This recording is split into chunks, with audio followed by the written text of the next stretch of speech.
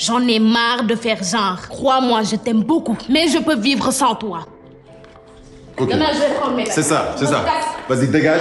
Prends tes affaires et fiche le camp. L'étau se resserre pour Sanjiri. C'est soit il décide d'assumer ses responsabilités et réalise enfin ce spermogramme, soit il perd sa femme Kala. Les résultats des analyses de Kala l'ont grave mis en confiance. On nous confirme encore une fois que le problème ne vient pas du tout d'elle. Kala nous montre bien que le temps presse et qu'à 33 ans, elle a plus que jamais envie d'être mère.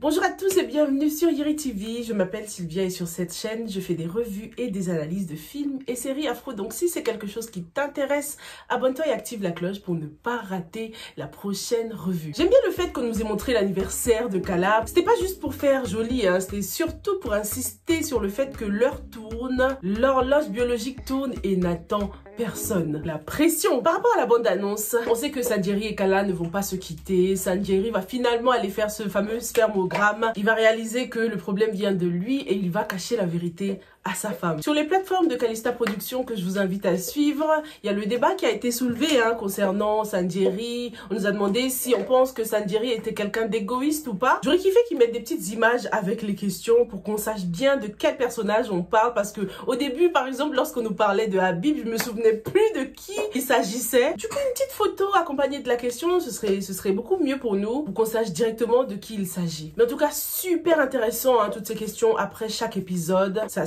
crée vraiment le dialogue et c'est important, surtout pour une série qui soulève des thèmes aussi importants. Par rapport à la question qui concerne Sanjiri, c'est sûr qu'il est égoïste, c'est vrai, il est égoïste. Et il a surtout peur, peur du regard de la société, peur de perdre sa femme s'il lui avouait que le problème venait de lui. Parce que clairement, il y a des femmes qui choisiraient de partir, de quitter leur mari si elles apprenaient que leur mari ne pouvait pas engendrer. Je me condamne à ne pas être mère et ce sans la moindre petite chance. Sanjiri a également très peur de ce que sa famille pourrait penser. Dans l'épisode 6, on découvre enfin comment est-ce qu'il gère cette situation. Putain, merde! Seigneur la coutume! On découvre à quel point il en souffre parce que jusqu'ici, il considérait qu'il n'y avait pas de problème, que le problème venait de Kala et si elle n'était pas contente, elle n'avait qu'à déménager. Mais on se rend compte que ça l'affecte de malade, la réflexion des gens, le manque de tact, c'est vraiment le pire et c'est tellement réaliste. La réaction de Sanjiri, c'est ce qu'on kifferait faire aux gens qui nous posent des questions indiscrètes là. Juste que comme on est civilisé, on les punch dans nos têtes. En tout cas, ce qu'on retient par rapport à cette situation, c'est que les hommes aussi sont bien évidemment affectés, sauf qu'ils le gèrent différemment. Sanjiri a de la chance d'avoir rencontré Arona, avec qui il travaille aussi. C'est vraiment rare de trouver quelqu'un avec qui tu pourrais partager ces problèmes-là, quelqu'un qui pourrait te comprendre. Je pense que Sanjiri, qui est un macho, qui a un big ego, aura plus tendance à écouter les conseils d'un homme que des femmes ou de la famille, quoi. Tant mieux, on verra comment sa relation avec Arona va évoluer. En allant chez le marabout, Sokna découvre que son mari ne peut pas avoir d'enfant. Ce qui signifie que la petite fille qui est censée être à lui ne l'est pas. Et le pire, c'est qu'il ne semble pas être au courant, Arona. Sinon, il continuerait pas du tout à voir son ex-femme après un tel mensonge. C'est sûr que c'était sa technique à elle pour garder Arona. Elle est tombée enceinte d'un autre homme peut-être. Ou est-ce que vous pensez que c'est une histoire de marabout ou pas? Lorsqu'il a passé du temps chez elle dans les premiers épisodes, elle était en mode non mais de toute façon je sais que tu vas revenir. J'ai hâte de connaître les dessous de cette histoire. La petite fille là, l'adolescente, on en parle ou pas du disrespect? Toi, tu la fermes. Non mais je kiffe parce que d'habitude, on voit tout le temps, les méchantes belles-mères et tout ça. Mais on parle pas souvent du disrespect des filles. On n'en parle pas souvent des belles filles insolentes. Sokna, elle en a ras-le-bol. Elle est même prête à divorcer carrément. C'est chaud parce que ça risque d'arriver les gars. Parce que ce qui fait la différence entre le couple Sokna-Arona et le couple Sanjiri-Kala, c'est qu'il y a beaucoup d'amour. Il y a une bonne base en ce qui concerne Kala et Sanjiri. Mais pour Arona et Sokna, leur amour là, il est un peu bancal. Déjà, Arona trompe sa femme. Il dit qu'il l'aime mais il ne la respecte pas du tout. Même sa fille ne la respecte pas. Franchement, elle mérite mieux, Sokna. Même si Arona, il a un bon fond quand même, mais ses paroles ne reflètent pas du tout ses actions. Lorsqu'il dit que nos femmes méritent le respect, ou je sais plus ce qu'il disait à Sanjiri. Nos femmes méritent qu'on se batte. Ça ne se reflète pas du tout dans son foyer. Tu trompes ta femme. Tu corriges pas ta fille lorsqu'elle lui manque de respect. Ruba aussi a des difficultés avec son adolescente qui lui prend la tête. On dirait que ce sont deux étrangers étrangères dans la même maison, quoi, qui habitent ensemble. Il y a un gros problème de communication des deux côtés. Personne n'essaie de comprendre l'autre. C'est difficile, hein, pour Rouba, qui est une mère célibataire, qui fait de son mieux pour élever son adolescente. Et pourtant, ça ne suffit pas. Maïmouna est allée jusqu'à voler l'argent de la meilleure amie de Rouba, mais la honte! Maïmouna subit aussi la pression des pères. Dehors, ses potes lui mettent la pression, ils la frappent même, ils lui font du chantage. Avec le cas de Maïmouna, on pense tout de suite que son manque de repères est dû au manque de père, mais est-ce que c'est pas un peu cliché, les gars? Je pense que Calista nous réserve un peu plus intéressant quand même par rapport à elle. Certes, l'absence du papa, c'est hyper important, et puis c'est aussi très original, intéressant d'avoir le point de vue d'une mère qui élève seule sa fille, mais je me demande si Rouba a toujours désiré son enfant, quoi. Est-ce que vous pensez que ce thème-là sera soulevé par rapport à ce personnage? Vu qu'elle est très aisée, elle vit très bien, elle a un bon taf,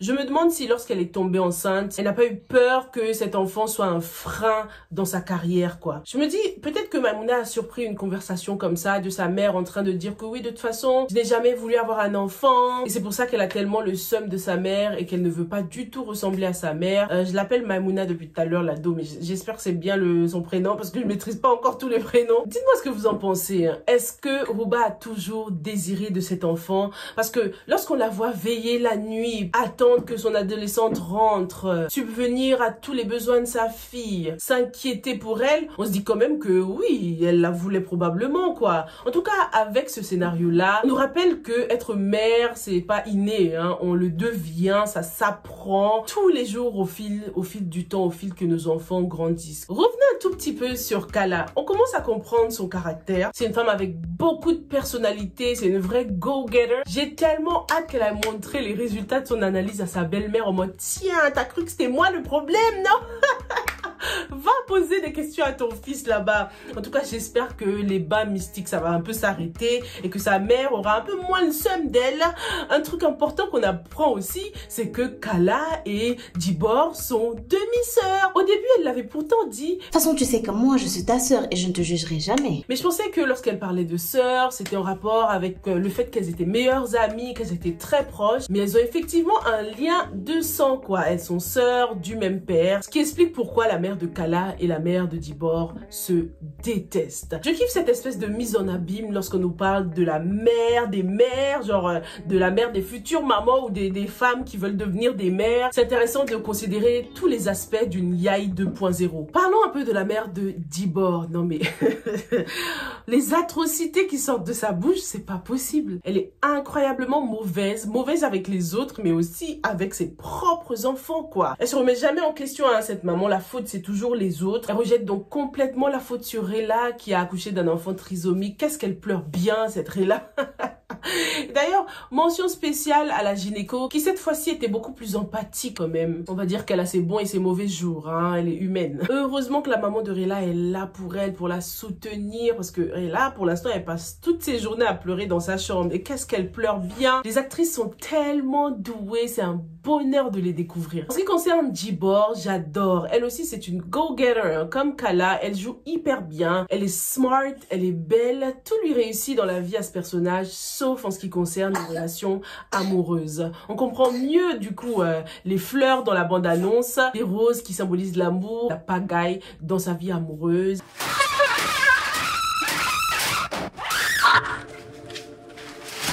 On a dernièrement découvert qu'il y avait un certain Maguette dans sa vie, un Maguette qui lui a sûrement brisé le cœur, hein. Ce qui fait que Dibor n'a pas forcément une vision positive de l'amour et des relations en général.